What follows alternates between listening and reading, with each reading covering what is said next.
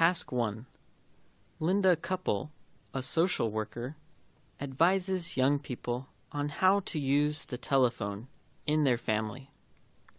Listen to her talk and decide whether the statements are true or false. The telephone, potential family battleground. Hello everyone.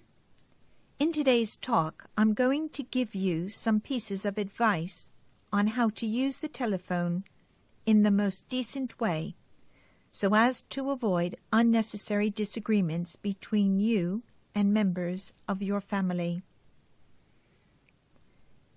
The telephone, as you know, is a marvelous instrument, but it may cause arguments between you and your parents. Arguments that could be easily avoided if you would sit down, talk it over, and agree to a few simple regulations.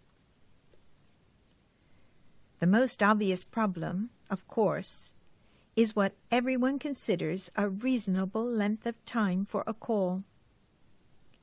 The exact duration must be worked out with your parents, but 10 minutes should be an absolute maximum.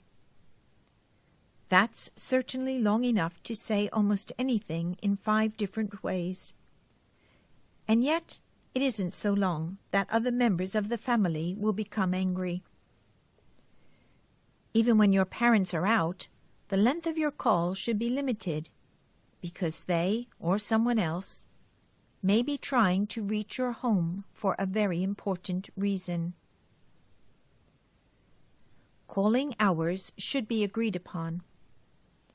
If your parents object to your leaving the dinner table to take calls, tell your friends to avoid calling at that hour. If someone does phone, ask him to call back, or offer to call him when dinner's over. A serious calling problem is calling very late at night or very early in the morning.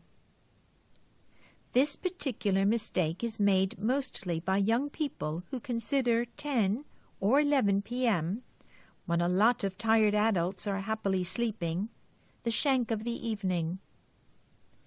So please tell your friends not to call after 10 o'clock. The shock of waking out of a sound sleep and the fright of that instant thought, "There's an accident," are enough to give your parents a heart attack. Weekend morning calls aren't so startling, but it's the one time your parents can sleep late.